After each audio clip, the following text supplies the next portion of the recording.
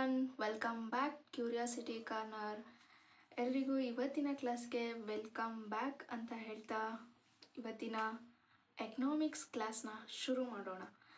ಸಂಪ್ರದಾಯ ಪಂಥದ ಉದ್ಯೋಗ ಸಿದ್ಧಾಂತ 4ನೇ ಸೆಮಿಸ್ಟರ್ BA ಅವರಿಗಿರ್ತಕ್ಕಂಥ ಸಮಗ್ರ ಅರ್ಥಶಾಸ್ತ್ರ DSC 4.1 ಸಮಗ್ರ ಅರ್ಥಶಾಸ್ತ್ರ NEP ಸಿಲೆಬಸ್ ಪ್ರಕಾರ ಘಟಕ 1 ರಾಷ್ಟ್ರೀಯ ಆದಾಯ ನಿರ್ಧಾರ ಸಿದ್ಧಾಂತ, ಅದರಲ್ಲಿ ಅಧ್ಯಾಯ 1 ಸಂಪ್ರದಾಯ ಪಂಥದ ಚೌಕಟ್ಟು, ಅದರಲ್ಲಿ ಸಬ್ ಪಾಯಿಂಟ್ ಸಂಪ್ರದಾಯ ಪಂಥದ ಉದ್ಯೋಗ ಸಿದ್ಧಾಂತದ ವಿಶಿಷ್ಟ ಲಕ್ಷಣಗಳು ಮತ್ತು ಕಲ್ಪನೆಗಳು. ಇದಕ್ಕೆ ಸಂಬಂಧಪಟ್ಟ ಹಾಗೆ ಇವತ್ತು ಸಂಪ್ರದಾಯ ಪಂಥ ಅಂದರೆ ಏನು, ಸಂಪ್ರದಾಯ ಪಂಥದ ಲಕ್ಷಣಗಳ್ಯಾವುವು ಮತ್ತು ಅದರ ಕಲ್ಪನೆಗಳ್ಯಾವುವು ಅನ್ನೋದನ್ನು ಇವತ್ತು ತಿಳ್ಕೊಳ್ಳೋಣ ಬನ್ನಿ. ಮೊದಲಿಗೆ ಸಂಪ್ರದಾಯ ಪಂಥ ಎಂಬತಕ್ಕಂಥ ಪರಿಭಾವನೆಯನ್ನು ಮೊದಲು ಉಪಯೋಗಿಸಿದಂಥವನು ಕಾರ್ಲ್ ಮಾರ್ಕ್ಸ್. ಡೇವಿಡ್ ರಿಕಾರ್ಡೋಗಿಂತ ಮುಂಚೆ ಇದ್ದಂಥ ಎಲ್ಲ ಅರ್ಥಶಾಸ್ತ್ರಜ್ಞರನ್ನು ಕಾರ್ಲ್ ಮಾರ್ಕ್ಸ್ ಅವರು ಸಾಂಪ್ರದಾಯಿಕ ಪಂಥದ ಅರ್ಥಶಾಸ್ತ್ರಜ್ಞರು ಅಂತ ಕರೀತಾರೆ. ಆದರೆ ಕೇನ್ಸ್ನ ಪ್ರಕಾರ ಡೇವಿಡ್ ರಿಕಾರ್ಡೋ ಮತ್ತು ಅವನ ನಂತರದ ಅರ್ಥಶಾಸ್ತ್ರಜ್ಞರು ಸಾಂಪ್ರದಾಯಿಕ ಪಂಥಕ್ಕೆ ಸೇರಿದವರು. ಕಾರ್ಲ್ ಮಾರ್ಕ್ಸ್ ಅವರ ಪ್ರಕಾರ ಡೇವಿಡ್ ರಿಕಾರ್ಡೋಗಿಂತ ಮುಂಚೆ ಇದ್ದಂಥ ಎಲ್ಲ ಅರ್ಥಶಾಸ್ತ್ರಜ್ಞರು ಸಾಂಪ್ರದಾಯಿಕ ಪಂಥದವರಾದರೆ ಕೇನ್ಸ್ ರವರ ಪ್ರಕಾರ ಡೇವಿಡ್ ರಿಕಾರ್ಡೋನು ಸೇರಿಸಿ ಮತ್ತು ಅವನ ನಂತರದ ಅರ್ಥಶಾಸ್ತ್ರಜ್ಞರನ್ನು ಸಾಂಪ್ರದಾಯಿಕ ಪಂಥಕ್ಕೆ ಸೇರಿಸ್ತಾರೆ. ಅಂದರೆ ಪ್ರಮುಖವಾಗಿ Ricardo, Malthus, JS Mill, William Senior, JBC ಮೊದಲಾದಂಥವ್ರನ್ನ ನಾವು ಅರ್ಥಶಾಸ್ತ್ರಜ್ಞರು, ಈ ಮೊದಲಾದಂಥ ಅರ್ಥಶಾಸ್ತ್ರಜ್ಞರು ಸಾಂಪ್ರದಾಯಿಕ ಪಂಗಡಕ್ಕೆ ಸೇರ್ತಾರೆ ಅನ್ನೋದನ್ನು ಕಾಣ್ತೇವೆ. ಇವರನ್ನು ಮಾತ್ರ ಅಲ್ಲದೆ, ಇಷ್ಟು ಜನರನ್ನು ಅಷ್ಟೇ ಅಲ್ಲದೆ ನವೀನ ಸಾಂಪ್ರದಾಯಿಕ ಪಂಥದವರು ಹಾಗೂ ಸಾಂಪ್ರದಾಯಿಕ ಪಂಥದವರ ಆರ್ಥಿಕ ಭಾವನೆಗಳಲ್ಲಿ ಅದಮ್ಯ ವಿಶ್ವಾಸವನ್ನು ವ್ಯಕ್ತಪಡಿಸಿದಂಥ ಆಲ್ಫ್ರೆಡ್ ಮಾರ್ಷಲ್ ಮತ್ತು AC ಪಿಗೋ ಅವರನ್ನು ಸಹ ಕೇನ್ಸ್ ಸಾಂಪ್ರದಾಯಿಕ ಪಂಥದ ಅರ್ಥಶಾಸ್ತ್ರಜ್ಞರು ಅಂತ ಪರಿಗಣಿಸ್ತೀವಿ. ಸರಿ, ಈಗ ನಾವು ಮೊದಲಿಗೆ ಸಾಂಪ್ರದಾಯ ಪಂಥ ಅಂದರೆ ಏನು ಅಂತ ತಿಳ್ಕೊಳ್ಳೋಣ. ಒಟ್ಟಾರೆಯಾಗಿ ಹೇಳೋದಾದರೆ ನಮ್ಮ ಸಂಪ್ರದಾಯ ಪಂಥ ಅಂತ ಅಂದರೆ ಏನಂತ, ಆರ್ಥಿಕ ಚಿಂತನೆಯ ವಿಕಾಸದಲ್ಲಿ ಪ್ರಥಮವಾಗಿ ಮನ್ನಣೆಯನ್ನು ಪಡೆದ ಮತ್ತು ಆ ಕಾಲಮಾನದಲ್ಲಿ ವಿವಿಧ ಆರ್ಥಿಕ ವಿಷಯಗಳ ಬಗೆಗೆ ಸಮಾನ ಅಭಿಪ್ರಾಯಗಳನ್ನು ಮತ್ತು ಒಂದೇ ರೀತಿಯ ಭಾವನೆಗಳನ್ನು ಹೊಂದಿದ್ದಂತಹ ಅರ್ಥಶಾಸ್ತ್ರಜ್ಞರ ಗುಂಪಿಗೆ ನಾವು ಸಾಂಪ್ರದಾಯಿಕ ಪಂಥ ಅಂತ ಕರಿತೀವಿ. ಓಕೆ, ಇವಾಗ ತಾನೇ ಹೇಳಿದೆ ಆರ್ಥಿಕ ಚಿಂತನೆಯ ವಿಕಾಸದಲ್ಲಿ ಆರ್ಥಿಕ ಚಿಂತನೆಗಳಿಗೆ ಆರ್ಥಿಕತೆಯ ವಿಕಾಸಕ್ಕೆ ಸಂಬಂಧಪಟ್ಟ ಹಾಗೆ, ಅದರ ಆಲೋಚನೆಗಳಿಗೆ ಸಂಬಂಧಪಟ್ಟ ಹಾಗೆ ಪ್ರಥಮವಾಗಿ ಮನ್ನಣೆಯನ್ನು ಪಡೆದಂತಹ ಮತ್ತು ಆ ಕಾಲಮಾನದಲ್ಲಿ ವಿವಿಧ ಆರ್ಥಿಕ ವಿಷಯಗಳ ಬಗೆಗೆ ಸಮಾನ ಅಭಿಪ್ರಾಯಗಳನ್ನು, ಎಲ್ಲರ ಅಭಿಪ್ರಾಯಗಳು ಎಲ್ಲ ಅರ್ಥಶಾಸ್ತ್ರಜ್ಞರ ಅಭಿಪ್ರಾಯಗಳು ಸಮಾನವಾಗಿರಬೇಕು, ಒಂದೇ ರೀತಿಯಾಗಿರಬೇಕು, ಅಂಥ ಅಭಿಪ್ರಾಯಗಳನ್ನು ಮತ್ತು ಒಂದೇ ರೀತಿಯ ಭಾವನೆಗಳನ್ನು ಹೊಂದಿರಬೇಕು, ಆ ವಿಷಯಗಳ ಬಗೆಗೆ ಒಂದೇ ರೀತಿಯಾದಂಥ ಭಾವನೆಗಳನ್ನು ವ್ಯಕ್ತಪಡಿಸಬೇಕು. ಅಂತಹ ಅರ್ಥಶಾಸ್ತ್ರಜ್ಞರ ಗುಂಪನ್ನು ನಾವಿಲ್ಲಿ ಸಾಂಪ್ರದಾಯಿಕ ಪಂಥ ಅಂತ ಕರಿತೇವೆ. ಇಂಥ ಸಾಂಪ್ರದಾಯಿಕ ಪಂಥದಲ್ಲಿ JS ಮಿಲ್, ಥಾಮಸ್, ಮಾಲ್ಥಸ್ ಮೊದಲಾದಂಥವರ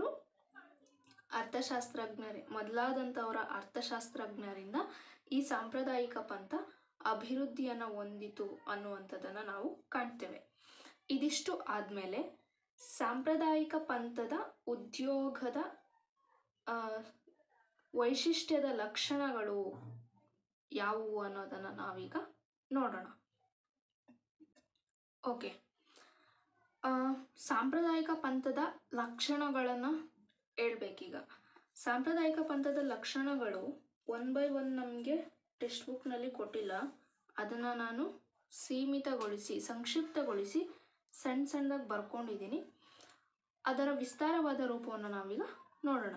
ಪೂರ್ಣೋದ್ಯೋಗ ಸ್ಥಿತಿ ಅಂದರೆ ಏನು, ಇದರ ಒಂದು ಮೊದಲನೇ ಲಕ್ಷಣ. ಸಂಪ್ರದಾಯ ಪಂಥದವರ ಪ್ರಕಾರ ಅರ್ಥವ್ಯವಸ್ಥೆಯಲ್ಲಿ ಸದಾ ಪೂರ್ಣೋದ್ಯೋಗದ ಸ್ಥಿತಿ ಅಸ್ತಿತ್ವದಲ್ಲಿರುತ್ತೆ. ಯಾವ ರೀತಿ ಅಸ್ತಿತ್ವದಲ್ಲಿರುತ್ತೆ?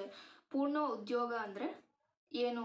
ಶ್ರಮವನ್ನು ಒಳಗೊಂಡಂತೆ ಉತ್ಪಾದನೆಯ ಎಲ್ಲ ಸಂಪನ್ಮೂಲಗಳು ಪೂರ್ಣ ಪ್ರಮಾಣದಲ್ಲಿ ಉತ್ಪಾದನೆಯಲ್ಲಿ ತೊಡಗಿಸುವಂಥ ಸ್ಥಿತಿ. ಶ್ರಮವನ್ನು ಒಳಗೊಂಡು ಶ್ರಮದ ಸಹಿತವಾಗಿ ಪೂರ್ಣ ಪ್ರಮಾಣದಲ್ಲಿ ಉತ್ಪಾದನೆಯ ಎಲ್ಲ ಅಂಶಗಳು ಸಂಪನ್ಮೂಲಗಳು ಪೂರ್ಣ ಪ್ರಮಾಣದಲ್ಲಿ ತೊಡಗಿಕೊಂಡಾಗ ಮಾತ್ರ ಪೂರ್ಣೋದ್ಯೋಗದ ಸ್ಥಿತಿ ಕಾರ್ಯಾಚರಣೆಯಲ್ಲಿರುತ್ತೆ ಅನ್ನುವಂಥದ್ದು. ಮಾರುಕಟ್ಟೆ ಶಕ್ತಿಗಳ ಮುಕ್ತ ಕಾರ್ಯಾಚರಣೆಯ ಫಲವಾಗಿ ಅಂದರೆ ಮುಕ್ತವಾಗಿ ವ್ಯಾಪಾರವನ್ನು ಮಾಡಲಿಕ್ಕೆ ಬಿಟ್ಟಾಗ, ಅಂತಾರಾಷ್ಟ್ರೀಯ ವ್ಯಾಪಾರವನ್ನು ಮಾಡಲಿಕ್ಕೆ ನಮಗೆ ಅವಕಾಶವನ್ನು ಒದಗಿಸಿಕೊಟ್ಟಾಗ, ಸರ್ಕಾರದ ಯಾವುದೇ ರೀತಿಯ ಹಸ್ತಕ್ಷೇಪ ಇಲ್ಲದೆ ಇದ್ದಾಗ ಈ ಪೂರ್ಣೋದ್ಯೋಗದ ಸ್ಥಿತಿ ಸಾಧ್ಯವಾಗುತ್ತೆ ಅನ್ನುವಂಥದ್ದು. ಇನ್ನು ಎರಡನೇದು ತಾತ್ಕಾಲಿಕವಾದಂಥ ನಿರುದ್ಯೋಗ. ಹೌದು, ನಿರುದ್ಯೋಗ ಅಂತೂ ಇದ್ದೇ ಇರುತ್ತೆ, ಆದರೆ ಅದು ದೀರ್ಘಾವಧಿಯಲ್ಲಿ ಮುಂದುವರಲಿಕ್ಕೆ ಸಾಧ್ಯ ಇಲ್ಲ. ತಾತ್ಕಾಲಿಕವಾಗಿ ಅದು ಇರುತ್ತೆ ಅಷ್ಟೆ. ಅಂದರೆ ಯಾವುದೋ ಒಂದು ಮುಕ್ತವಾದಂಥ ವ್ಯಾಪಾರವನ್ನು ಮಾಡಲಿಕ್ಕೆ ಬಿಡದೇ ಇದ್ದಾಗ ತಾತ್ಕಾಲಿಕವಾಗಿ ಬದಲಾವಣೆಗಳು ಅಲ್ಪಾವಧಿಯಲ್ಲಿ ಸಂಭವಿಸಿದಾಗ ನಿರುದ್ಯೋಗ ಸಂಭವಿಸುತ್ತೆ. ಆದರೆ ದೀರ್ಘಾವಧಿಯಲ್ಲಿ ಅದು ಕಾರ್ಯಾಚರಣೆಯಲ್ಲಿ ಇರಲಿಕ್ಕೆ ಸಾಧ್ಯ ಇಲ್ಲ. ಅರ್ಥವ್ಯವಸ್ಥೆಯ ಸ್ವಯಂ ಹೊಂದಾಣಿಕೆಯಿಂದ ಹಾಗೂ ಮಾರುಕಟ್ಟೆಯ ಒತ್ತಡಗಳ ಕಾರ್ಯಾಚರಣೆಯ ಮೂಲಕ ನಿರುದ್ಯೋಗ ಮಾಯವಾಗಿ ಪುನಃ ಏನಾಗುತ್ತೆ? ಪೂರ್ಣೋದ್ಯೋಗದ ಸ್ಥಿತಿಯನ್ನೇ ತಾತ್ಕಾಲಿಕ ನಿರುದ್ಯೋಗ ತಲುಪುತ್ತೆ. ತಾತ್ಕಾಲಿಕವಾದಂಥ ನಿರುದ್ಯೋಗ ಯಾವಾಗಲೂ ಒಮ್ಮೆ ಬರ್ಬೋದು, ಅಥವಾ ಯಾವಾಗ್ಲೂ ತಾತ್ಕಾಲಿಕವಾದಂತಹ ನಿರುದ್ಯೋಗ ಇರಲಿಕ್ಕೆ ಸಾಧ್ಯ ಇಲ್ಲ. ಅದು ದೀರ್ಘಾವಧಿಯಲ್ಲಿ ಮುಂದುವರಿಲಿಕ್ಕೆ ಸಾಧ್ಯ ಇಲ್ಲ ಅಂತ ಸಾಂಪ್ರದಾಯಿಕ ಪಂಥದವರ ಅಭಿಪ್ರಾಯ. ಮತ್ತು ಉತ್ಪಾದನೆ ಮತ್ತು ಆದಾಯದ ಸೃಷ್ಟಿ ಕಾರ್ಯಗಳು. ಸಂಪ್ರದಾಯ ಪಂಥದವರ ಪ್ರಕಾರ ಅರ್ಥವ್ಯವಸ್ಥೆಯಲ್ಲಿ ಯಾವಾಗಲೂ ಸಹ ಪೂರ್ಣ ಉದ್ಯೋಗದ ಮಟ್ಟದಲ್ಲಿನೇ ಪೂರ್ಣ ಉದ್ಯೋಗ ನಡೀತಿದೆ ಅನ್ನುವಂಥ ಕಲ್ಪನೆಯಲ್ಲಿ ಇದರ ಲಕ್ಷಣವನ್ನು ಆಧರಿಸಿ ಉತ್ಪಾದನೆ ಮತ್ತು ಆದಾಯದ ಸೃಷ್ಟಿಯ ಕಾರ್ಯಗಳು ಯಾವಾಗಲೂ ಜರುಗ್ತಾನೆ ಇರ್ತವೆ. ಪೂರ್ಣ ಉದ್ಯೋಗನೇ ಇರುತ್ತೆ ಅನ್ನುವಂಥದ್ದು ಅವರ ಕಲ್ಪನೆ. ಇದರ ಒಂದು ಆಧಾರದ ಮೇಲೆ ಯಾವಾಗಲೂ ಉತ್ಪಾದನೆಯೂ ನಡೀತಾ ಇರುತ್ತೆ, ಮತ್ತು ಆದಾಯದ ಸೃಷ್ಟಿನೂ ಉತ್ಪಾದನೆಯಾದಂತೆ ಆದಾಯದ ಸೃಷ್ಟಿಯ ಕಾರ್ಯನೂ ಸಹ ನಡೀತಾ ಇರುತ್ತೆ. ಇವು ಮೂರು ಸಂಪ್ರದಾಯ ಪಂಥದ ಉದ್ಯೋಗ ಸಿದ್ಧಾಂತದ ಲಕ್ಷಣಗಳನ್ನು ನಮಗೆ ತಿಳಿಸ್ಕೊಡ್ತವೆ. ಸಂಪ್ರದಾಯ ಪಂಥೀಯರ ಅಭಿಪ್ರಾಯದಲ್ಲಿ ನಿರುದ್ಯೋಗ ಅನ್ನುವಂಥದ್ದು ಅಪರೂಪದ ಸಂದರ್ಭಗಳಲ್ಲಿ ಮಾತ್ರ ಉದ್ಭವ ಆಗುತ್ತೆ. ಪೂರ್ಣೋದ್ಯೋಗ ಸಮತೋಲನ ಮಟ್ಟಕ್ಕಿಂತ ಕೆಳಗಿರುವಂಥ ಸ್ಥಿತಿ ತಾತ್ಕಾಲಿಕವಾಗಿರುತ್ತೆ ಯಾವಾಗಲೂ. ಆದ್ದರಿಂದ ಅರ್ಥವ್ಯವಸ್ಥೆಯಲ್ಲಿ ಯಾವಾಗಲೂ ಏನಿರುತ್ತಪ್ಪ ಅಂದರೆ ಪೂರ್ಣೋದ್ಯೋಗದ ಮಟ್ಟದಲ್ಲಿನೇ ಉತ್ಪಾದನೆ ಮತ್ತು ಆದಾಯದ ಸೃಷ್ಟಿ ಕಾರ್ಯಗಳು ಜರುಗ್ತವೆ ಅನ್ನುವಂಥದ್ದು ಇವರ ಅಭಿಪ್ರಾಯವಾಗಿದೆ. ಇನ್ನು ಕಲ್ಪನೆಗಳನ್ನು ನೋಡೋಣ. ಪ್ರಮುಖವಾದಂಥ ಕಲ್ಪನೆಗಳು ಯಾವ್ಯಾವು ಅನ್ನುವಂಥದ್ದು. ಕಲ್ಪನೆಗಳಲ್ಲಿ ಮೊದಲನೇದು ತಾಟಸ್ಥ್ಯ ನೀತಿ. ಏನು ತಾಟಸ್ಥ್ಯ ನೀತಿ ಅಂತ ಅಂದರೆ, ಸಾಂಪ್ರದಾಯಿಕ ಪಂಥದ ಅರ್ಥಶಾಸ್ತ್ರಜ್ಞರ ಪ್ರಕಾರ ಸರ್ಕಾರ ಆರ್ಥಿಕ ಚಟುವಟಿಕೆಗಳಲ್ಲಿ ಯಾವುದೇ ರೀತಿಯ ಹಸ್ತಕ್ಷೇಪವನ್ನು ಮಾಡದೇ ಇರುವಂಥದ್ದು ತಾಟಸ್ಥ್ಯ ನೀತಿ ಅಂತ ಕರಿತೇವೆ. ಅಂದರೆ ಆರ್ಥಿಕ ವ್ಯವಸ್ಥೆಯಲ್ಲಿ ಮುಕ್ತವಾದಂತಹ ಉದ್ಯಮ ಇರಬೇಕು. ಉದ್ಯೋಗ ಮತ್ತು ಅಭಿವೃದ್ಧಿ ಕಾರ್ಯಗಳಿಗೆ ಸಂಬಂಧಿಸಿದಂತೆ ಸರ್ಕಾರ ತಟಸ್ಥವಾಗಿರಬೇಕು. ಇದನ್ನೇ ನಾವು ತಾಟಸ್ಥ್ಯ ನೀತಿ ಅಂತ ಕರಿತೀವಿ. ಉದ್ಯೋಗ ಮತ್ತು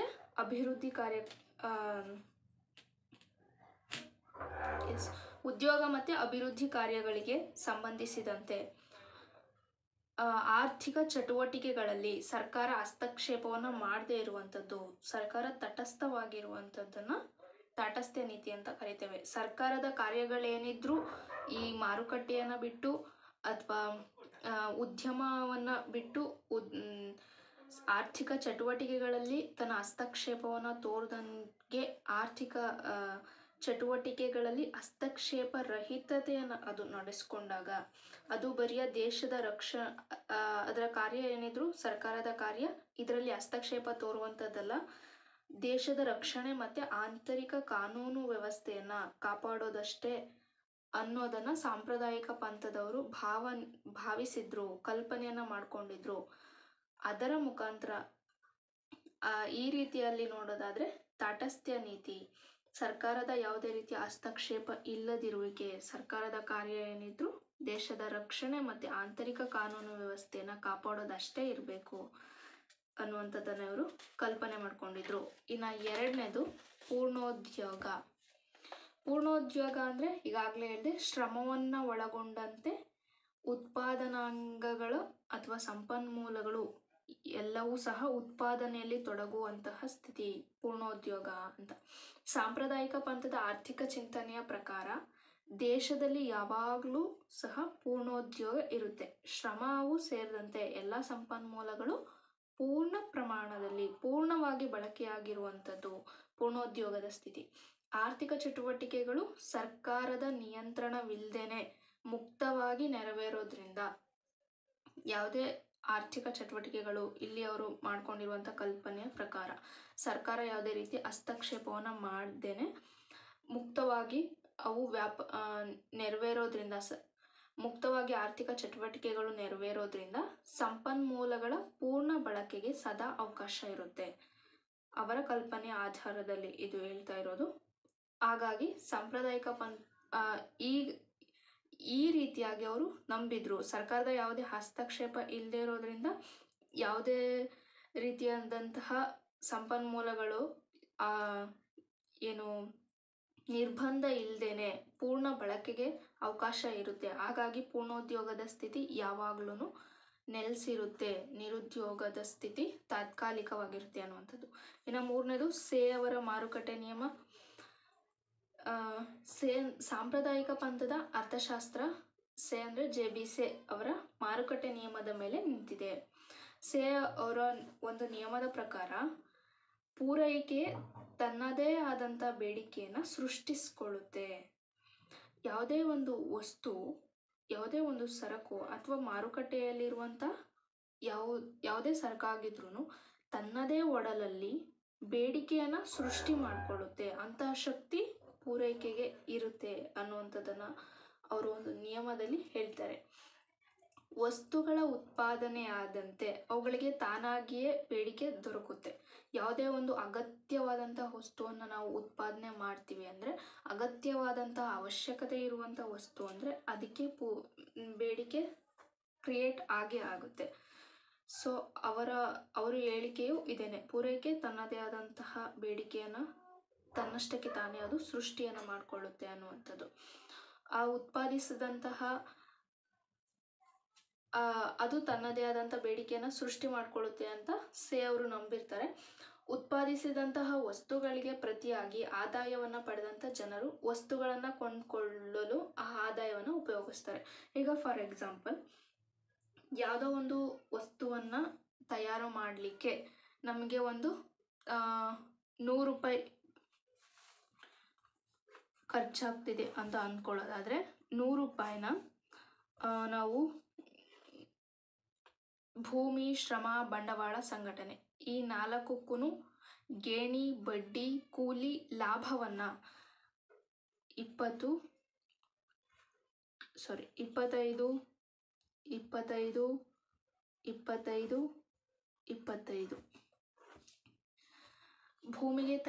ಭೂಮಿಗೆ ಗೇಣಿಯನ್ನು, ಶ್ರಮಕ್ಕೆ ಕೂಲಿಯನ್ನು ಮತ್ತು ಬಂಡವಾಳಕ್ಕೆ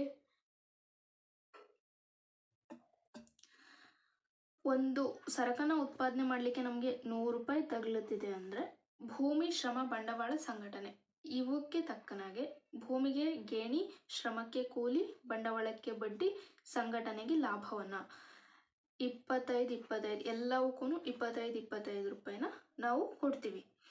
ಇದೇ 25 ರೂಪಾಯಿನಲ್ಲಿ ಇವನು ಗೇಣಿಯನ್ನು ತಗೊಂಡಂತಹ ವ್ಯಕ್ತಿ ಅವನಿಗೆ ಅವಶ್ಯಕತೆ ಇರುವಂಥ ವಸ್ತುಗಳನ್ನು, ಸರಕನ್ನು ಖರೀದಿ ಮಾಡಲಿಕ್ಕೆ ಅವನು ಇದನ್ನು ಬಳಸ್ಕೋಬೋದು. ಉದಾಹರಣೆಗೆ ಅವನು ಅಕ್ಕಿಯನ್ನು ತಗೊಳ್ಳಿಕ್ಕೆ, ಮನೆಗೆ ಬೇಕಾಗಿರುವಂತಹ ಸರಕುಗಳನ್ನು ಖರೀದಿ ಮಾಡಲಿಕ್ಕೆ, ಹಾಗೆಯೇ ಕೂಲಿ ತಗೊಂಡಂಥ ವ್ಯಕ್ತಿ ಅವನು ಸಹ ಅವನ ಅವಶ್ಯಕತೆ ಇರುವಂಥ ವಸ್ತುಗಳನ್ನು ತಗೊಳ್ಳಿಕ್ಕೆ ಈ ಹಣವನ್ನು ಉಪಯೋಗ ಮಾಡ್ಬೋದು. ಇವನು ಸಹ 25 ರೂಪಾಯಿನ ಅದೇ ರೀತಿ ಅವನು ಉಪಯೋಗ ಮಾಡ್ಕೋತಾನೆ. ಲಾಭವನ್ನು ಪಡೆದಂತಹ ವ್ಯಕ್ತಿನೂ ಸಹ ಆ ಹಣವನ್ನು ಅವನು ಇಟ್ಕೊಳ್ಳೋದಿಲ್ಲ. ಅವನು ಸಹ ಅವನ ಅವಶ್ಯಕತೆಗಳನ್ನು ಪೂರೈಸಲಿಕ್ಕೆ ಅವಶ್ಯಕತೆಗಳನ್ನು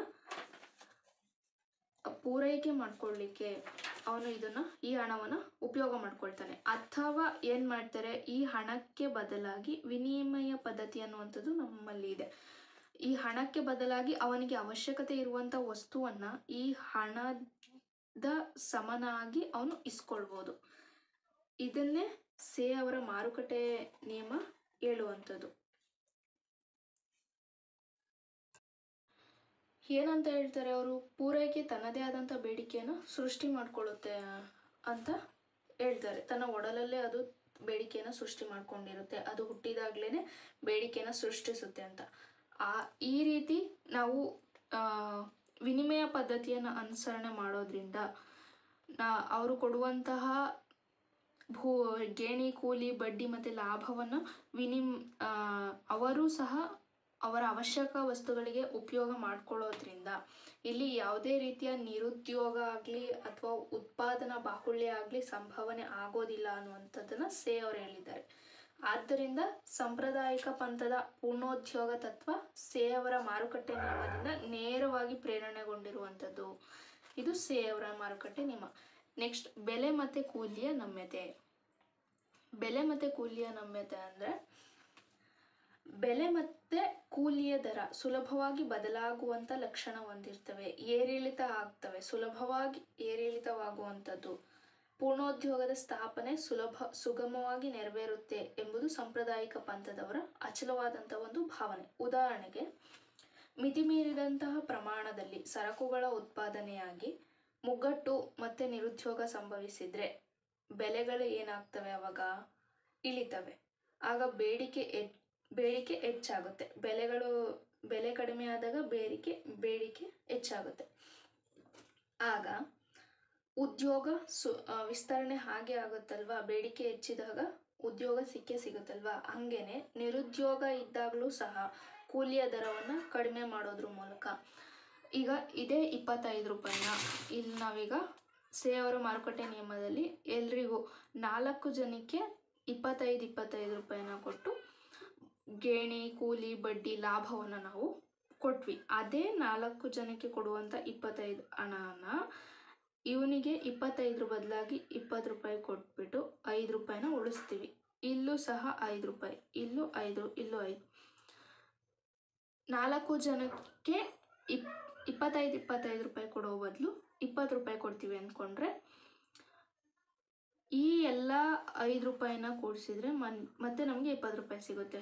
ಅಂದರೆ 4 ಜನಕ್ಕೆ ಕೊಡುವಂಥ ಹಣವನ್ನು ಅಥವಾ ಕೂಲಿಯನ್ನು 5 ಜನಕ್ಕೆ ಕೊಟ್ಟರೆ ಅಲ್ಲಿ ನಿರುದ್ಯೋಗದ ಒಂದು ಪ್ರಮಾಣ ಕಡಿಮೆ ಆಗುತ್ತೆ. ನಿರುದ್ಯೋಗದ ಕೊರತೆ ನಮ್ಮಲ್ಲಿ ಕಾಡೋದಿಲ್ಲ ಅನ್ನುವಂಥದ್ದು ಬೆಲೆ ಮತ್ತು ಕೂಲಿಯ ನಮ್ಯತೆಯಲ್ಲಿ ನಾವು ನೋಡುವಂಥದ್ದು. ಅಲ್ಲಿ ಉದ್ಯೋಗ ವಿಸ್ತರಣೆ ಆದಂತಾಗುತ್ತೆ.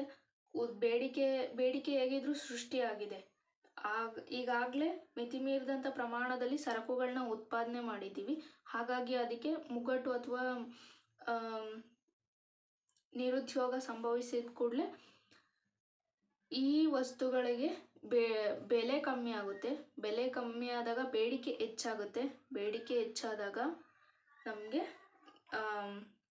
ಉತ್ಪಾದನೆ ಮತ್ತು ನಿರುದ್ಯೋಗ ವಿಸ್ತರಣೆ ಆಗುತ್ತೆ. ಈ ರೀತಿಯಾಗಿ ವಿಸ್ತರಣೆ ಆಗುತ್ತೆ ಅನ್ನುವಂಥದ್ದನ್ನು ಇಲ್ಲಿ ಹೇಳ್ತಾ ಇದ್ದಾರೆ.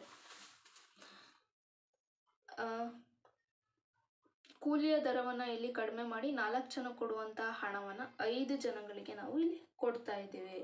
ಈ ಮೇರೆಗೆ ಕೂಲಿಯ ಇಳಿತಾಯದಿಂದ ಉದ್ಯೋಗ ನಿವಾರಣೆ ಮಾರ್ಗವಾಗಿದೆ. ಇದನ್ನೇ ಬೆಲೆ ಮತ್ತು ನಮ್ಯತೆ ಅನ್ನುವಂಥದ್ದ ಕಲ್ಪನೆಯನ್ನು ಸಂಪ್ರದಾಯ ಪಂಥದವರು ಮಾಡ್ಕೊಂಡಿದ್ದಾರೆ. ಉಳಿತಾಯ ಮತ್ತು ಹೂಡಿಕೆಯ ಸಮಾನತೆ. ಏನು ಉಳಿತಾಯ ಮತ್ತು ಹೂಡಿಕೆಯ ಸಮಾನತೆ? ಆರ್ಥಿಕ ವ್ಯವಸ್ಥೆಯಲ್ಲಿ ಉಳಿತಾಯ ಮತ್ತು ಹೂಡಿಕೆ ಒಂದಕ್ಕೊಂದು ಪರಿಪೂರ್ಣವಾಗಿ ಸಮವಾಗಿರುತ್ತವೆ. ಉಳಿತಾಯ ಸೇವಿಂಗ್ಸ್ ಪ್ಲಸ್ ಇನ್ವೆಸ್ಟ್ಮೆಂಟ್ ಇವೆರಡೂ ಸಹ ಒಂದಕ್ಕೊಂದು ಸಮ ಆಗಿರ್ತವೆ ಅನ್ನುವಂಥದ್ದು ಸಾಂಪ್ರದಾಯಿಕ ಪಂಥದವರ ಮತ್ತೊಂದು ಕಲ್ಪನೆ ಆಗಿರುವಂಥದ್ದು. ಉಳಿತಾಯಗಳು ಹೂಡಿಕೆಗೆ ಮಿಕ್ಕಿದಾಗ ನಿರುದ್ಯೋಗ ತಲೆದೋರುತ್ತೆ. ಹೌದು, ಸೇವಿಂಗ್ಸು ಹೆಚ್ಚಾಗಿ ಇನ್ವೆಸ್ಟ್ಮೆಂಟ್ ಕೂಡ ಹೆಚ್ಚಾಗುತ್ತೆ. ಆವಾಗ ಏನಾಗುತ್ತೆ, ನಿರುದ್ಯೋಗದ ಪ್ರಮಾಣ ಹೆಚ್ಚಾಗ್ತಾ ಹೋಗುತ್ತೆ. ಹೇಗೆ, ಒಬ್ಬರ ಹತ್ರ ಹಣ ಹೆಚ್ಚಾಗಿದ್ರೆ ಅವರು ಒಬ್ಬರೇ ಇನ್ವೆಸ್ಟ್ಮೆಂಟ್ ಮಾಡ್ತಾ ಹೋದರೆ ಒಬ್ಬರೇ ಶ್ರೀಮಂತರಾಗ್ತಾ ಹೋಗ್ತಾರೆ. ಆಗ ಅವರು ದುಡಿಯುವ ಪ್ರಮಾಣ ಕಡಿಮೆ ಆಗುತ್ತೆ. ದುಡಿಯುವ ಪ್ರಮಾಣ ಕಡಿಮೆ ಆದರೆ ಅಲ್ಲಿ ವಸ್ತುಗಳ ಉತ್ಪಾದನೆಯೂ ಸಹ ಕಡಿಮೆ ಆಗ್ತಾ ಹೋಗುತ್ತೆ. ವಸ್ತುಗಳ ಉತ್ಪಾದನೆ ಕಡಿಮೆ ಆದರೆ ಅಲ್ಲಿ ನಿರುದ್ಯೋಗದ ಸ್ಥಿತಿ ಬರುತ್ತೆ. ಹೀಗಾಗಿ ಸೇವಿಂಗ್ಸ್ ಹೆಚ್ಚಾಗಬಾರ್ದು, ಇನ್ವೆಸ್ಟ್ಮೆಂಟ್ ಕೂಡ ಹೆಚ್ಚಾಗಬಾರ್ದು. ಇವೆರಡು ಪರಿಪೂರ್ಣವಾಗಿ ಸಮವಾಗಿರ್ತವೆ. ಆದರೆ ಉಳಿತಾಯಗಳು ಹೂಡಿಕೆಗೆ ಮಿಕ್ಕಬಾರ್ದು. ಏಕೆಂದರೆ ಬಂಡವಾಳ ಮತ್ತು ಹೂಡಿಕೆ ಕಡಿಮೆ ಆಗೋದ್ರಿಂದ ಉತ್ಪಾದನಾ ಚಟುವಟಿಕೆಗಳು ಕುಸಿತವೆ. ಉದ್ಯೋಗಾವಕಾಶಗಳ ವಿಸ್ತರಣೆ ಆವಾಗ ಕಡಿಮೆ ಆಗುತ್ತೆ, ನಿರುದ್ಯೋಗ ಬರುತ್ತೆ. ಉಳಿತಾಯ ಮತ್ತು ಹೂಡಿಕೆ ಸಮನಾದಾಗ ಮಾತ್ರ, ಇವೆರಡು ಸಮವಾಗಿ ಇರಬೇಕು ಯಾವಾಗ್ಲೂ. ಆವಾಗ ಮಾತ್ರ ಪೂರ್ಣೋದ್ಯೋಗದ ಸಾಧನೆ ಸಾಧ್ಯ ಆಗುತ್ತೆ. ಬಡ್ಡಿ, ಉಳಿತಾಯ ಮತ್ತು ಹೂಡಿಕೆಯ ನಡುವೆ ಸಮತೋಲನವನ್ನು ಏರ್ಪಡಿಸಲಿಕ್ಕೆ ಸಾಧ್ಯ ಆಗುತ್ತೆ. ಏರ್ಪಡಿಸುವಂಥ ಅಂಶ ಇದಾಗಿದೆ ಅನ್ನುವಂಥದ್ದು. ನೆಕ್ಸ್ಟ್ ಪರಿಪೂರ್ಣ ಪೈಪೋಟಿ ಅಂದರೆ ನಮಗೆಲ್ರಿಗೂ ಗೊತ್ತಿರುವ ಹಾಗೆ ಅಧಿಕ ಸಂಖ್ಯೆಯ ಕೊಳ್ಳುವವರು ಮತ್ತು ಮಾರಾಟ ಮಾಡುವಂಥವರು ಅಸ್ತಿತ್ವದಲ್ಲಿದ್ದು ಒಂದೇ ರೀತಿಯ ಏಕರೂಪವಿರುವಂತಹ ವಸ್ತುವನ್ನು ಉತ್ಪಾದನೆ ಮಾಡಿ ಮಾರಾಟ ಮಾಡ್ತಾ ಇದ್ದು ಆ ವಸ್ತುವಿಗೆ ಒಂದೇ ರೀತಿಯ ಬೆಲೆಯನ್ನು ನಿಗದಿ ಮಾಡಿರುವಂತಹ ಸ್ಥಿತಿಯನ್ನು ನಾವು ಪರಿಪೂರ್ಣ ಪೈಪೋಟಿ ಸ್ಥಿತಿ ಅಂತ ಕರಿತೀವಿ. ಆರ್ಥಿಕ ವ್ಯವಸ್ಥೆಯಲ್ಲಿ ಪರಿಪೂರ್ಣ ಪೈಪೋಟಿ ಸ್ಥಿತಿ ಇರುತ್ತೆ. ಅಂದರೆ ಸರಕುಗಳ ಮಾರುಕಟ್ಟೆ ಹಾಗೂ ಉತ್ಪಾದನಾಂಗಗಳ ಮಾರುಕಟ್ಟೆಯಲ್ಲಿ ಪರಿಪೂರ್ಣವಾದ ಸ್ಪರ್ಧೆ ನೆಲೆಸಿರುತ್ತೆ. ಹಾಗಾಗಿ ಇಲ್ಲಿ ಅಧಿಕ ಸಂಖ್ಯೆಯ ಕೊಳ್ಳುವವರು ಇರ್ತಾರೆ, ಮಾರುವವರು ಇರ್ತಾರೆ. ಒಂದೇ ರೀತಿಯ ವಸ್ತುವನ್ನು ಉತ್ಪಾದನೆ ಮಾಡಿ ಮಾರಾಟ ಮಾಡ್ತಾರೆ ಮತ್ತು ಎಲ್ಲರೂ ಉತ್ಪಾದನೆ ಮಾಡಿ ಮಾರಾಟ ಮಾಡುವಂತಹ ವಸ್ತುವಿನ ಬೆಲೆ ಒಂದೇ ಆಗಿರುತ್ತೆ. ಇದು ಪರಿಪೂರ್ಣ ಪೈಪೋಟಿ. ಇನ್ನು ಮುಕ್ತ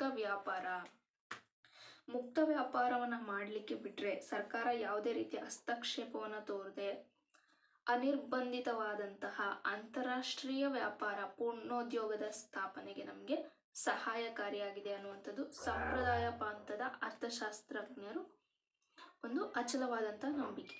ರಾಷ್ಟ್ರಗಳ ನಡುವೆ ಯಾವುದೇ ನಿರ್ಬಂಧಗಳಿಲ್ಲದೆ ಮುಕ್ತವಾಗಿ ವ್ಯಾಪಾರ ಜರುಗಿದಾಗ ಸಂಪನ್ಮೂಲಗಳ ಪೂರ್ಣವಾದಂಥ ಬಳಕೆ ಸಾಧ್ಯ ಆಗುತ್ತೆ. ಇಲ್ಲಿ ನೋಡಿ, ನಾವು ಸಂಪ್ರದಾಯ ಪಂಥ ಅಂತ ತಗೊಂಡಾಗಿಂದನೂ ಸಂಪನ್ಮೂಲಗಳ ಪೂರ್ಣವಾದ ಬಳಕೆ, ಸರ್ಕಾರದ ಹಸ್ತಕ್ಷೇಪ ಇಲ್ಲದಿರುವುದು, ಮುಕ್ತ ವ್ಯಾಪಾರ ಅಂತ ಹೇಳ್ತಾನೆ ಬರ್ತಾ ಇದ್ದೀವಿ. ಈ ಪಾಯಿಂಟ್ಸ್ಗಳನ್ನ ಕರೆಕ್ಟಾಗಿ ನೆನ್ಪಿಟ್ಕೋಬೇಕು. ಇಲ್ಲಿ ಎಲ್ಲ ಪಾಯಿಂಟ್ಸ್ಗಳಲ್ಲೂ ಒಂದೊಂದು ಕಡೆ ಆ ಅಂಶಗಳು ರಿಪೀಟ್ ಆಗ್ತಾ ಇರುವಂಥದ್ದು. ಹಾಗಾಗಿ ಬರೀಲಿಕ್ಕೆ ಸುಲಭ ಆಗುತ್ತೆ. ಮುಕ್ತ ವ್ಯಾಪಾರ ಅಂತ ಹೇಳಿದೆ ಈಗ ತಾನೆ. ಅಂದರೆ ಸರ್ಕಾರದ ಯಾವುದೇ ಹಸ್ತಕ್ಷೇಪ ಇರಬಾರ್ದು. ಮುಕ್ತ ಅಂತಾರಾಷ್ಟ್ರೀಯ ಮಟ್ಟದಲ್ಲಿ ಬೇರೆ ಬೇರೆ ರಾಜ್ಯಗಳ ದೇಶಗಳ ಜೊತೆಯಲ್ಲಿ ನಾವು ವ್ಯಾಪಾರವನ್ನು ಮಾಡಲಿಕ್ಕೆ ನಮಗೆ ಅವಕಾಶವನ್ನು ಮಾಡಿಕೊಟ್ರೆ, ಸರ್ಕಾರ ಹಸ್ತಕ್ಷೇಪವನ್ನು ಮಾಡ್ದೇನೆ, ಆಗ ನಿರುದ್ಯೋಗದ ಒಂದು ಸ್ಥಿತಿ ನಮ್ಮಲ್ಲಿ ಬರುವುದಿಲ್ಲ. ಯಾವುದೇ ತಾತ್ಕಾಲಿಕವಾಗಿಯೂ ಸಹ ನಿರುದ್ಯೋಗ ತಲೆದೋರೋದಿಲ್ಲ. ಮುಕ್ತ ವ್ಯಾಪಾರಕ್ಕೆ ನಮಗೆ ಅವಕಾಶ ಮಾಡಿಕೊಡ್ಬೇಕನ್ನುವಂಥದ್ದು. ಇನ್ನು ನೈಜ ಅಂಶಗಳು. ಏನು ನೈಜ ಅಂಶಗಳು?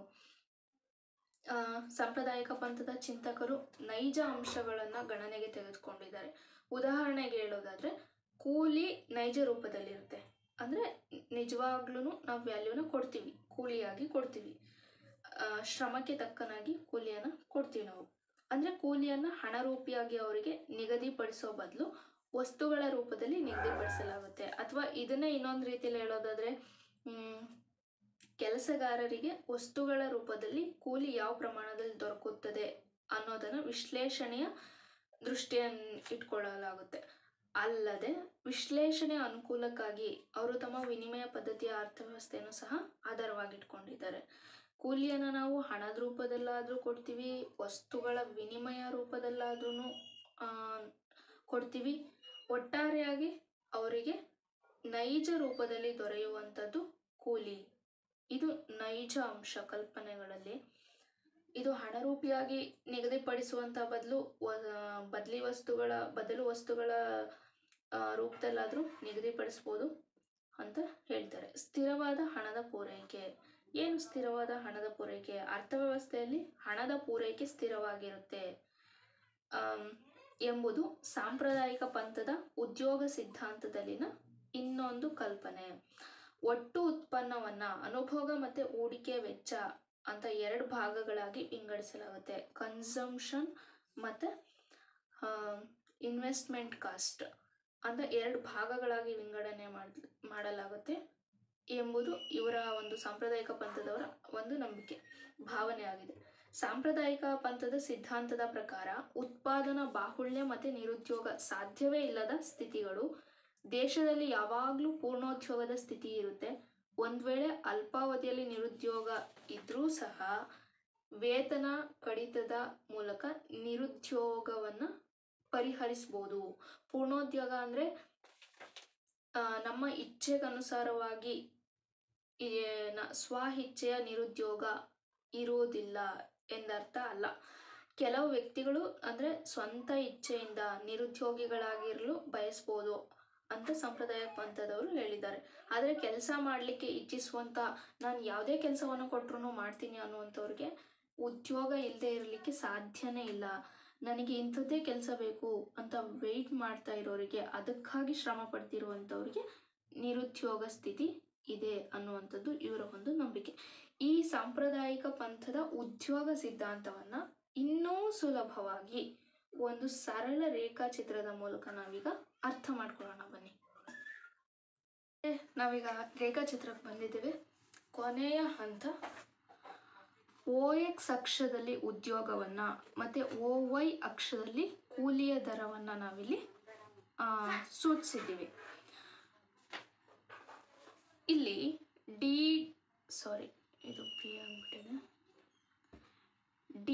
ರೇಖೆ ಅಂದ್ರೆ ಡಿಮ್ಯಾಂಡ್ ಕರ್ವ್ ಮತ್ತೆ ಸಪ್ಲೈ ಕರ್ವ್, ಪೂರೈಕೆ ರೇಖೆ ಮತ್ತೆ ಬೇಡಿಕೆ ರೇಖೆಗಳು ಶ್ರಮದ ಪೂರೈಕೆ ಮತ್ತೆ ಬೇಡಿಕೆಯನ್ನ ನಮ್ಗಿಲ್ಲಿ ಸೂಚಿಸ್ತವೆ, ಪ್ರತಿನಿಧಿಸ್ತವೆ.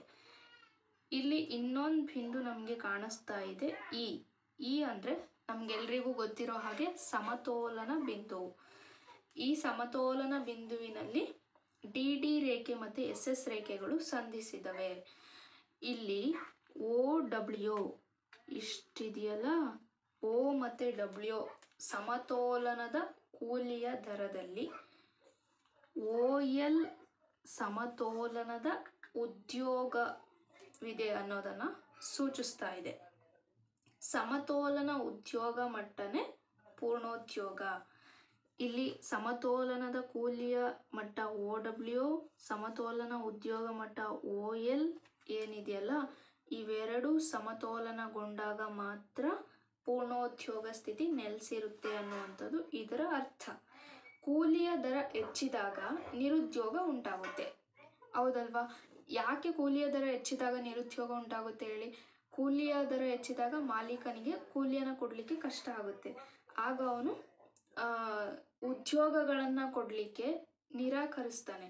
ಕೂಲಿಯನ್ನು ಅಷ್ಟು ಕೊಡಬೇಕಾ, ನಾನು ಉದ್ಯೋಗವನ್ನೇ ಕೊಡೋದಿಲ್ಲ, ನಿಮಗೆ ಕಡಿಮೆ ಸಂಬಳ ಮಾತ್ರ ಕೊಡ್ತೀನಿ, ಹಂಗಿದ್ರೆ ಮಾತ್ರ ಕೆಲಸಕ್ಕೆ ಬನ್ನಿ ಅಂತಾನೆ. ಹಾಗಾಗಿ ಏನು, ಕೂಲಿಯ ದರ ಹೆಚ್ಚಿದಾಗ ಅಂದರೆ OW OL ಇದು ಸಮತೋಲನದಲ್ಲಿದೆ. OLನಲ್ಲಿ ಉದ್ಯೋಗ ಇದ್ದಾಗ OW ಅಷ್ಟು ಕೂಲಿಯನ್ನು ಕೊಡಲಿಕ್ಕೆ ಅವನಿಗೆ ಸಮ್ಮತಿ ಇದೆ.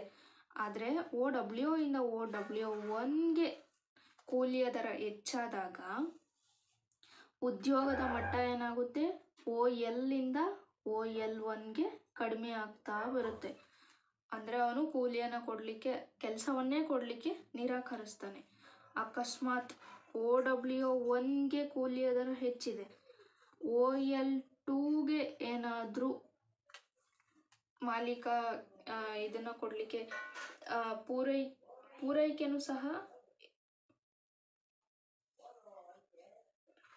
OL2ನೂ ಸಹ ನಿರುದ್ಯೋಗದ ಮಟ್ಟವನ್ನು, L2 ಸಹ ನಿರುದ್ಯೋಗದ ಒಂದು ಮಟ್ಟವನ್ನು ಪ್ರತಿನಿಧಿಸುತ್ತೆ. ಇಲ್ಲಿ OW ಇಂದ OW1ಗೆ ಏನಾದರೂ ಕೂಲಿಯ ದರ ಹೆಚ್ಚಾದ್ರೂ ಇಲ್ಲಿ OL2 ಅಷ್ಟು ನಿರುದ್ಯೋಗ ಉಂಟಾಗುತ್ತೆ ಅನ್ನುವಂಥದ್ದು. ಅಂದರೆ OL ನಲ್ಲಿ ಕೂಲಿಯನ್ನು ಕೊಡ್ಲಿಕ್ಕೆ ಮಾತ್ರ ಮಾಲೀಕನಿಗೆ ಸಮ್ಮತಿ ಇದೆಯೇ ಹೊರತು ಕೂಲಿಯ ದರ OW1ಗೆ ಹೆಚ್ಚಾದಾಗ ಅವನಿಗೆ ಹೆಚ್ಚಿನ ಒಂದು ಉದ್ಯೋಗವನ್ನು ಅಥವಾ ಉದ್ಯೋಗವನ್ನಲ್ಲ, ಹೆಚ್ಚಿನ ಕೂಲಿಯನ್ನು ಕೊಡಲಿಕ್ಕೆ ಅವನಿಗೆ ಸಮ್ಮತಿ ಇಲ್ಲ. ಹಾಗಾಗಿ ಇಲ್ಲಿ ಕೂಲಿಯನ್ನು ಕೊಡಲಿಕ್ಕೆ ಅವನು ನಿರಾಕರಣೆ ಮಾಡಿರೋದ್ರಿಂದ ನಿರುದ್ಯೋಗದ ಪ್ರಮಾಣ ಕಡಿಮೆ ಆಗ್ತಾ ಬರುತ್ತೆ, ನಿರುದ್ಯೋಗದ ಪ್ರಮಾಣ ಇಲ್ಲಿ ಹೆಚ್ಚಾಗ್ತಾ ಬರುತ್ತೆ ಅನ್ನುವಂಥದ್ದು. ಸಾಂಪ್ರದಾಯಿಕ ಪಂಥದವರ ಪ್ರಕಾರ ಉದ್ಯೋಗವನ್ನು ಬಯಸುವಂಥ ಎಲ್ರಿಗೂ ಉದ್ಯೋಗಾವಕಾಶಗಳು ಇದ್ದೇ ಇರುತ್ತೆ. ಒಂದು ವೇಳೆ ನಿರುದ್ಯೋಗದ ಸ್ಥಿತಿ ಇದ್ರೂ ಸಹ ಅದು ಈಗಾಗಲೇ ಹೇಳಿರುವಂತೆ ಬಾಹ್ಯ ಒತ್ತಡಗಳ ಹಸ್ತಕ್ಷೇಪದಿಂದಾಗಿ ಎನ್ನುವಂಥದ್ದು ಅವರ ವಿಚಾರ ಲಹರಿ. ಬಾಹ್ಯ ಒತ್ತಡಗಳು ಅಂದರೆ ಕೂಲಿಯನ್ನು ಹೆಚ್ಚಿಸಲು ಕಾರ್ಮಿಕ ಸಂಘಟನೆಗಳು ಹೋರಾಟವಾಗಿರ್ಬೋದು, ಕನಿಷ್ಠ ವೇತನ ನೀಡಿಕೆಗಾಗಿ ಸರ್ಕಾರದ ಹಸ್ತಕ್ಷೇಪ ಇರ್ಬೋದು, ಅಥವಾ ನಿರುದ್ಯೋಗ ಪರಿಹಾರ ನೀಡಿಕೆಯ ಪ್ರಯತ್ನಗಳಾಗಿರ್ಬೋದು. ಈ ವಿಧದ ಹಸ್ತಕ್ಷೇಪಗಳಿಲ್ಲದೆ ಕೂಲಿಯನ್ನು ಗಣನೀಯವಾಗಿ ಇಳಿಸಿದಾಗ ಉದ್ಯೋಗಗಳನ್ನು ವಿಸ್ತರಿಸ್ಬೋದು ಅಂತ ನಮಗೆ ಪ್ರೊಫೆಸರ್ AC ಪಿಗೋ ಅವರು ವಾದ ಮಾಡ್ತಾರೆ. ಕೂಲಿಯ ರಚನೆಯ ಕಾಠಿಣ್ಯತೆಯೇ ಸ್ವಇಚ್ಛೆಯ ನಿರುದ್ಯೋಗಕ್ಕೆ ಕಾರಣ ಅಂತ ಅವರು ಸಂಪ್ರದಾಯ ಪಂಥದವರು ನಂಬಿದ್ದಾರೆ. ಕೂಲಿಯ ದರ ಸನ್ನಿವೇಶಕ್ಕೆ ತಕ್ಕಂತೆ ಬದಲಾಗುವಂತಿದ್ರೆ ನಿರುದ್ಯೋಗದ ನಿವಾರಣೆಯೂ ಸಹ ಸುಲಭ ಸಾಧ್ಯ ಆಗುತ್ತೆ. ಈಗ ಅಕಸ್ಮಾತ್ ಕೂಲಿಯ ದರ OW ಇದೆ, OL ಅಷ್ಟು ನೀವು ಉದ್ಯೋಗ ಇದೆ. ಇಲ್ಲಿ ಅವರು ಮಾಡುವಂತಹ ಕೆಲಸಕ್ಕೆ ತಕ್ಕಂತೆ ಅವರು ಹೆಚ್ಚಾಗಿ ಕೆಲಸ ಮಾಡಿದಾಗ ಹೆಚ್ಚಿನ ಸಂಬಳವನ್ನು ಕೊಡುವಂಥದ್ದು ಮತ್ತು ಉದ್ಯೋಗವನ್ನು ಸಹ ಎಲ್ಲ ಟೈಮಲ್ಲೂ ಕೊಟ್ಟು ಅವರ ಒಂದು ಕೂಲಿಯ ದರವನ್ನು ಸ್ಥಿಮಿತತೆಯಲ್ಲಿ ಇಟ್ಟುಕೊಳ್ಳುವಂಥದ್ದಾಗಿರ್ಬೋದು. ಅಂದರೆ ಸನ್ನಿವೇಶಕ್ಕೆ ತಕ್ಕಂತೆ ಕೂಲಿಯ ದರ ಏನಾದರೂ ಬದಲಾಗುವಂತಿದ್ರೆ ನಿರುದ್ಯೋಗ ನಿವಾರಣೆ ಅನ್ನುವಂಥದ್ದು ಸುಲಭವಾಗಿ ನಡೆಯುತ್ತೆ, ನಿರುದ್ಯೋಗ ಅನ್ನುವಂಥದ್ದೇ ಇರೋದಿಲ್ಲ ಅನ್ನುವಂಥದ್ದು. ಈ ಮೇರೆಗೆ ಯಾವುದೇ ಒಂದು ರೀತಿಯ ಹಸ್ತಕ್ಷೇಪ ಇಲ್ಲದೆ ಮುಕ್ತ ವ್ಯವಸ್ಥೆಯಲ್ಲಿ ಪೂರ್ಣೋದ್ಯೋಗ ನೆಲೆಸಿರುತ್ತೆ ಅನ್ನುವಂಥದ್ದು ಸಾಂಪ್ರದಾಯಿಕ ಪಂಥದ ಆರ್ಥಿಕ ಚಿಂತಕರ ಇಂಗಿತವಾಗಿದೆ. ಇಷ್ಟು ವಿಷಯಗಳನ್ನು ಇವತ್ತು ತಿಳ್ಕೊಂಡಿದ್ವಿ. ಸಾಂಪ್ರದಾಯಿಕ ಪಂಥ ಅಂದರೆ ಏನು, ಸಾಂಪ್ರದಾಯಿಕ ಪಂಥದಲ್ಲಿ ಯಾರೆಲ್ಲ ಬರ್ತಾರೆ, ಮತ್ತು ಸಾಂಪ್ರದಾಯಿಕ ಪಂಥದ ಲಕ್ಷಣಗಳು, ಕಲ್ಪನೆಗಳು, ಸಾಂಪ್ರದಾಯಿಕ ಪಂಥದ ಉದ್ಯೋಗ ಸಿದ್ಧಾಂತದ ವೈಶಿಷ್ಟ್ಯದ ಲಕ್ಷಣಗಳು, ಕಲ್ಪನೆಗಳು ಬರ್ತವೆ. ಇದನ್ನು ಸುಲಭವಾಗಿ ನಾವು ಒಂದು ರೇಖಾಚಿತ್ರದ ಮೂಲಕನೂ ಅರ್ಥ ಮಾಡ್ಕೊಂಡಿದ್ದೀವಿ. ಇಷ್ಟು ವಿಷಯಗಳನ್ನು ನಾವು ಇವತ್ತಿನ ಕ್ಲಾಸ್ನಲ್ಲಿ ಚರ್ಚೆ ಮಾಡಿದ್ದೀವಿ. ಮತ್ತು ಇದು ನಿಮಗೆ ಸುಲಭವಾಗಿ ಅರ್ಥವಾಗಿದೆ ಅಂತ ಅಂದ್ಕೋತೀನಿ. ಯಾವುದಾದ್ರೂ ಡೌಟ್ಸ್ ಇದ್ದರೆ ಕೇಳೋದಿದ್ರೆ ನೀವು ಕಾಮೆಂಟ್ ಬಾಕ್ಸ್ನಲ್ಲಿ ಕಮೆಂಟ್ ಮಾಡ್ಬೋದು. ನನಗೆ ಉತ್ತರ ಗೊತ್ತಿದ್ರೆ ಹೇಳ್ತೀನಿ, ಗೊತ್ತಿಲ್ಲದೆ ಇದ್ದರೆ ತಿಳ್ಕೊಂಡು ಹೇಳಲಿಕ್ಕೆ ಪ್ರಯತ್ನ ಪಡ್ತೀನಿ ಅಂತ ಹೇಳ್ತಾ, ಇವತ್ತಿನ ಸಮಗ್ರ ಅರ್ಥಶಾಸ್ತ್ರ NEP ಅವರ ಸಮಗ್ರ ಅರ್ಥಶಾಸ್ತ್ರದ ಸಂಪ್ರದಾಯ ಪಂಥದ ಉದ್ಯೋಗ ಸಿದ್ಧಾಂತವನ್ನು ಇವತ್ತಿನ ಕ್ಲಾಸ್ನಲ್ಲಿ ಮುಗಿಸ್ತಾ ಇದ್ದೀವಿ. ಎಲ್ರಿಗೂ ಥ್ಯಾಂಕ್ ಯು, ಧನ್ಯವಾದಗಳು, ಬಾಯ್ ಬಾಯ್.